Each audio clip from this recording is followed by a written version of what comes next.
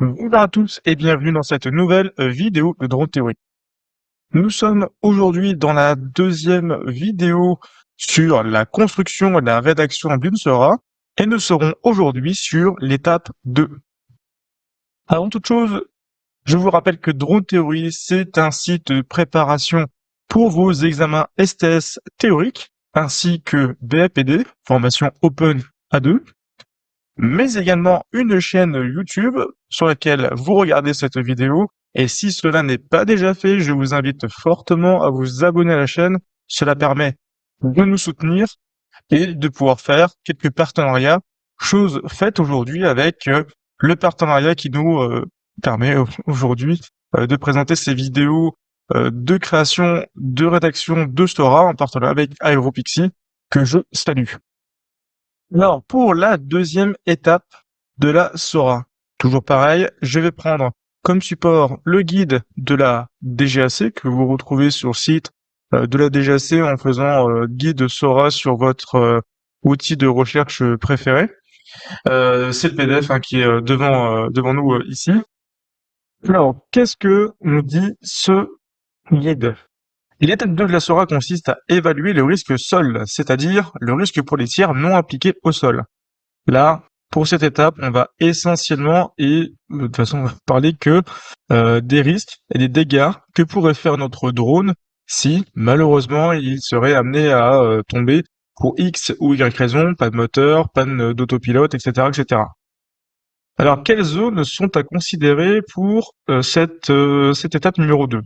Vous avez bien entendu la géographie de vol, c'est là où vous allez voler, mais également à prendre en compte les deux autres zones, c'est-à-dire la zone d'intervention, ce qu'on appelle aussi la zone de contingence, et également la zone tampon. Là, c'est la zone dans laquelle il faut absolument opérer une procédure d'urgence. Bon là, dans le cas que j'avais pris avec le Mavic 2, ce sera la coupure des moteurs avec une télécommande indépendante, et c'est la distance qui permet en fait de pas tomber sur une maison ou une zone peuplée. C'est la zone tampon. Ensuite, il faut prendre la colonne du tableau d'évaluation du GRC que je vais vous présenter après et qui repose sur un couple de dimensions et d'énergie cinétique. La dimension constitue la donnée d'entrée principale. Donc là, quand on parle de dimension, ça va être soit l'envergure des ailes pour une voilure fixe ou la taille entre deux moteurs pour une voilure tournante. En gros, c'est la diagonale, comme d'habitude pour n'importe quel autre châssis par ailleurs. En cas de désaccord entre la dimension et l'énergie cinétique associée, un exploitant peut proposer d'utiliser une colonne différente en fournissant les justificatifs nécessaires. Alors j'ai vu le cas pour un ballon dirigeable, en fait, un ballon drone. Finalement, c'était très grand, mais c'était que de l'hélium en fait à l'intérieur, donc c'était ultra léger, et tellement léger que c'était plus léger que l'air.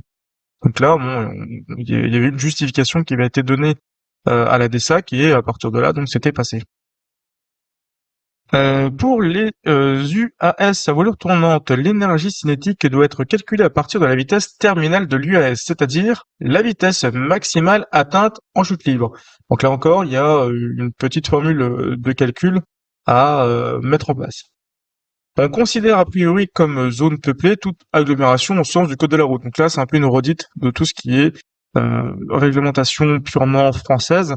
Et là, ici, l'information qui est importante et intéressante à prendre en compte, c'est que la densité à prendre en compte est la valeur la plus élevée dans la zone d'opération et la zone tampon sur la carte de densité ayant la résolution la plus grande. Et sur le géoportail, ce sont des carrés de 200 par 200.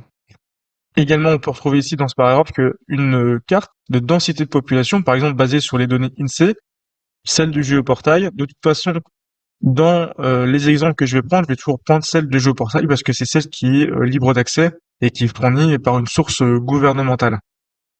Alors, petite note quand même sur tout ce qui est géoportail.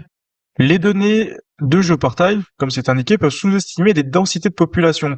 Alors, c'est souvent le cas lorsque vous regardez dans tout ce qui est zone industrielle. Pourquoi? Parce que finalement, les données INSEE, elles ne prennent, je veux dire, que des données qui viennent pour tout ce qui est résidentiel.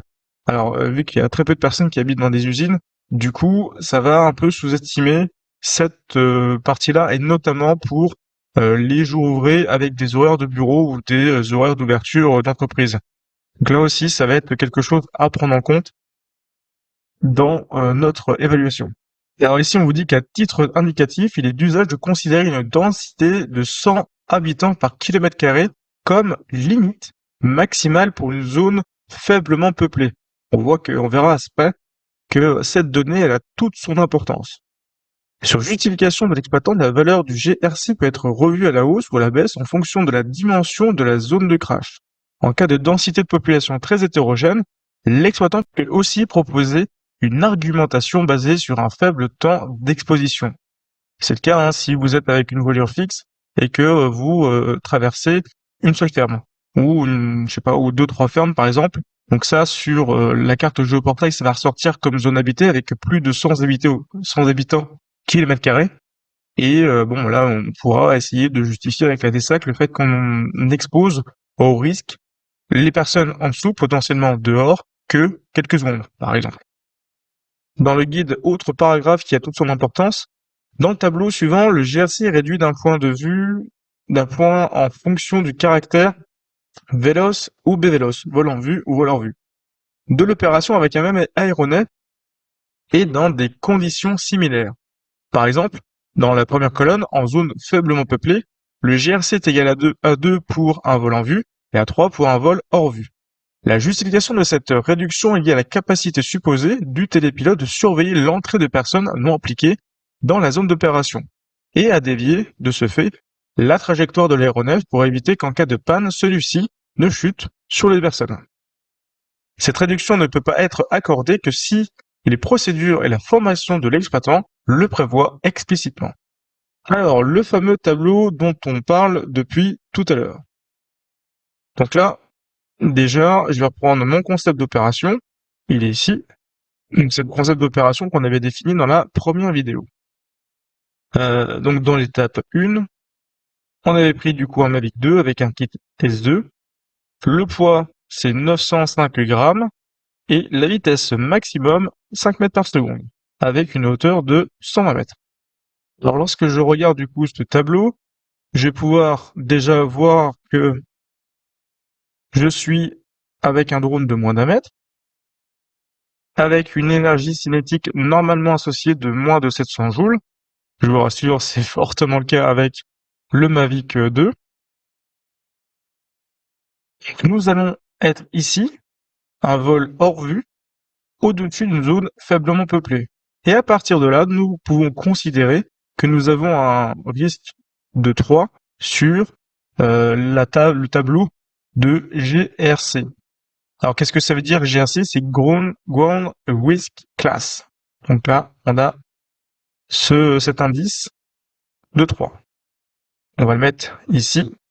Donc là, j'ai considéré du coup un GRC de 3.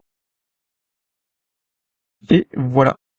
Donc dans la prochaine vidéo, nous verrons l'étape 3, l'atténuation du risque sol et établissement du GRC final. Donc là, on verra dans cette étape comment